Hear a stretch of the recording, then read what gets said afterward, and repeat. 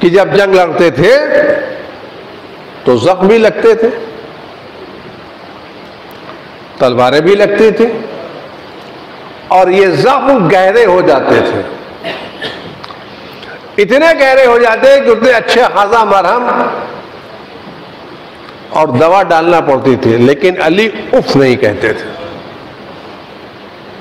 ये वाकया आपने सुना होगा कि मौला के पैर में तीर लगा और नमाज में तीर निकाल लिया गया, पता भी नहीं कब तीर लगा। अली ने खैबर, खंदक, सारी जंगें लड़ी, कहीं भी मौला ने अपने कमी सब्र की शिकायत नहीं की। आप गौर करें, जो बात मैं कहना चाहता हूं कि जुल्म कितना बड़ा है, तब आपका अंदाजा होगा सिद्दीक़ ताहरा का मसला क्या है। अगर आज हमारी और आपकी आंखों में एक जरा सा जर्रा चला जाए तो कितनी तकलीफ होती है, कांटा चला जाए तो और तकलीफ होती है। मौला फरमाते हैं कि मैंने सब्र किया 25 साल, किन हालात में? मेरी आंखों में कांटा था, जरा सा किसी के गले में हड्डी अटक जाए तो कितना सब्र कर सकते हैं आप? एक जरा सा लुकमा अटक जाए और ये 10 मिनट, 10, 15, 20 मिनट रह जाए तो वो तकलीफ होती। ये अस्पताल, वो मेडिकल, ये एक्सरे, वो काम को रुकता है। मौला कहते हैं सबर तो वो फिलैन क़ज़ा व फिल हल्क़ शजा अरा तुरासी नहबा। मैंने सब्र किया 25 साल, मेरी आंखों में कांटा था और मेरे गले में हड्डी थी। यहां मौला ने सब्र की बात की है कि आंखों में कांटे होने के बावजूद मैंने सब्र किया,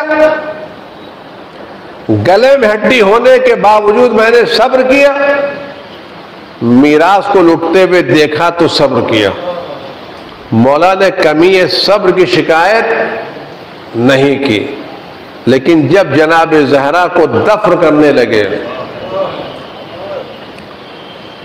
तो अल्लाह के रसूल को मुखातब करके फरमाया, कल्ला या रसूल अल्लाह अन सफियत का सब्री। ये अल्लाह के रसूल, आपकी बेटी की जुदाई से मेरा सब्र कम हो गया। इस जुमले को आप सुने कि जिस अली ने जख्म की हालत में कभी कमी सब्र की शिकायत नहीं की, आंखों कांटे के बावजूद सब्र किया, गले में हड्डी के बाद सब्र किया, इसका मतलब है ज़हरा की मुसीबत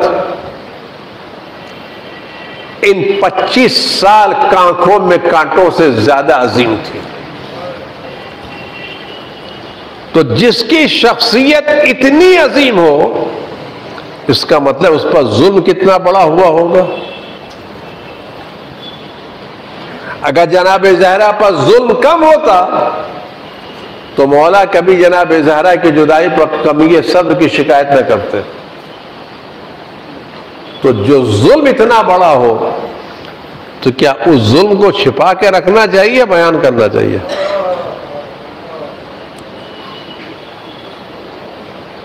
अगर आज हम जनाब ज़हरा की मज़लूमियत को न बयान करें तो क्या हमने खानदान रिसालत के साथ खयानत नहीं की है?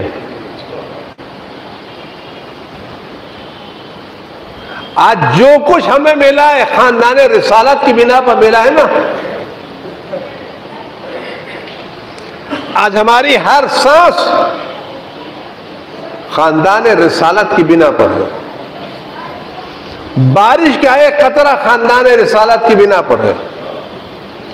जमीन से उगने वाला एक एक दाना खानदान रिसालत की बिना पर है। ये चलने वाली हवाएं खानदान रिसालत की बिना पर है। ये हमारी जिंदगी की एक एक नेमत खानदान रिसालत की बिना पर है।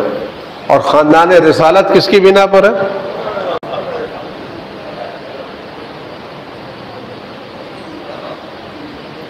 अहले बैत चाहते थे कि जनाब ज़हरा की मुसीबतें बयान की जाएं।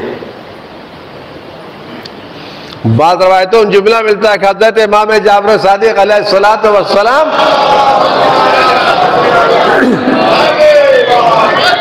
या इमाम बाक़र अलैहिस्सलाम जब हज होता था और मिना का मैदान होता था तो वहां लोगों को पैसा देते थे और बुलाते थे कि मेरी जद्दे माजदा पर गिरिया किया जाए। क्यों? ताकि हज पर आने वालों को पता चले कि मेरी जद्दे माजदा कितनी मजलूमा दुनिया से गई। ये जुल्म किस पर ढाया गया? ये मसाइब किस पर ढाए गए? मैं एक बात आपसे अर्ज करूं, देखिए जुल्म सितम सिर्फ जुल्म और सितम की बिना पर नहीं होता, किस पर ढाया गया उसकी बिना पर होता। आप सड़क पर चल रहे हैं और आपने चलते चलते किसी एक मामूली आदमी को जिसकी कोई हैसियत नहीं है आपने तमाचा मार दिया, एक गाली दे दी, उसकी एक हैसियत है। आपने खुदा न खास्ता अपने बड़े भाई के साथ बदतमीजी कर ली। जो जुमला आपने सड़क पर कहा था वही जुमला आपने घर में बड़े भाई से कह दिया, तो क्या दोनों जुर्म एक बराबर है? क्या कहते हैं आप लोग? जो जुमला आपने सड़क पर कहा था वही जुमला आपने बड़े भाई से घर में कहा, क्या एक ही तरह का जुर्म माना जाएगा? आपने यही जुमला माज़अल्लाह अपने वालिद से कह दिया, तो क्या जुर्म एक जैसा है? गुनाह एक जैसी है? खुदा न खास्ता किसी ने जसारत की और यही जुमला किसी मर्जा से कह दिया, तो क्या जुर्म एक जैसा है? जो सड़क पर आपने बात कही थी वही जाके आपने मर्जा से कह दी, तो एक जैसा है? बढ़ेगी ना। जैसी जैसी शख्सियत बढ़ती जाएगी वैसे वैसे जुर्म की मिकदार भी बढ़ती जाएगी। जैसे जैसे शख्सियत बड़ी होती जाएगी जुल्म भी बड़ा होता जाएगा। तो अगर कोई शख्स जाके खुदा न खास्ता इमाम की शान में जसारत करे तो मसला जसारत का नहीं है, मसला आपने किसकी शान में जसारत की है। अब अगर ये जसारत बढ़ करके उसकी शान में हो जिसके इस्तेक़बाल के लिए रसूलुल्लाह उठते थे। रसूलुल्लाह को उठने का मतलब क्या था? रसूलुल्लाह बउनवाने बाप नहीं उठते थे, रसूलुल्लाह बउनवाने रिसालत उठते थे। और जब रसूलुल्लाह बउनवाने रिसालत उठे तो आप सोच लीजिए, अगर किसी बज़्म में सारे अंबिया बैठे हो और औलिया बैठे हो और रसूलुल्लाह वहां पर आए तो सब उनके एहतराम में उठेंगे नहीं उठेंगे? तो अगर रसूलुल्लाह के एहतराम में सब उठे तो जिसके एहतराम में रसूलुल्लाह उठते हो उसका दर्जा कितना बड़ा होगा? तो जिसका एहतराम 1,24,000 अंबिया करते हो, अगर कोई उस खातून की हक में जसारत करे, चाहे कितना ही मामूली जुमला क्यों ना हो, बात जुमले के मामूली होने की नहीं है, बात सैयदा की अजमत और मकाम की है। ये नहीं कहा जा सकता जुमला को कम था।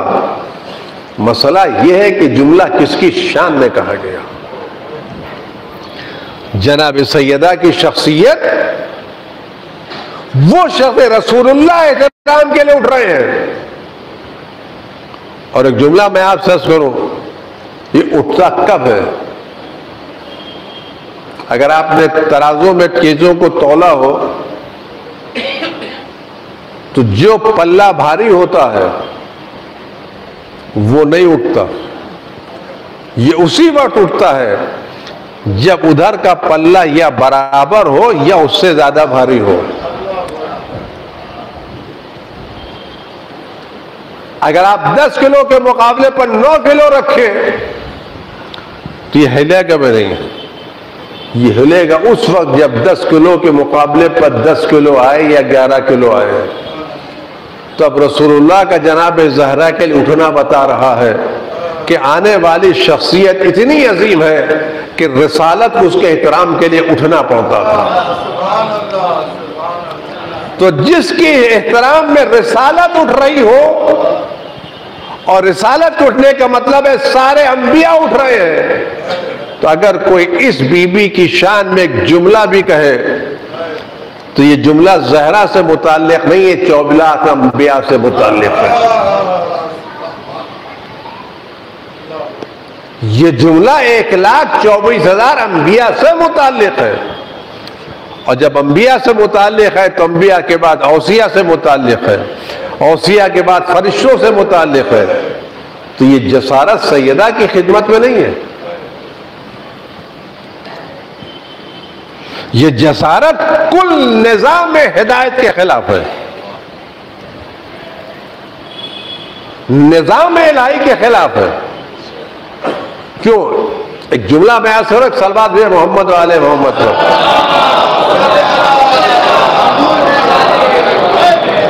एक और जिंदा सलवात भी मोहम्मद वाले मोहम्मद को।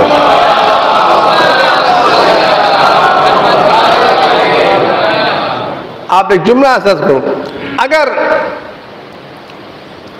हमारा मुल्क हिंदुस्तान किसी आदमी को अपना सफीर बना करके किसी मुल्क में भेजे और उसकी सिफारत की तायीद करे और लोगों का तारुफ कराए, ये मेरा सफीर है, ये मेरा नुमाइंदा है, और बार बार उसको बौनवाने सफीर बौनवाने नुमाइंदा उसका तारुफ कराए। अब अगर कोई शख्स इस सफीर की तौहीन करे तो क्या ये शख्सी तौहीन है या पूरे मुल्क की तौहीन? किसकी है? शख्स की तौहीन है या पूरे मुल्क की? पूरे मुल्क की तौहीन है। अब आप गौर करें, जिस सैयदा के शान में खुदा ने आयत तथहीर नाजिल की, जिस सैयदा की शान में खुदावंद आलम ने सूरह दहर नाजिल किया और जिसकी अजमतों को खुदा ने बयान किया, अब ये तौहीन सैयदा की नहीं है, ये तौहीन उस खुदा की है जिसने सैयदा को दर्जा दिया। बात यहां तक नहीं है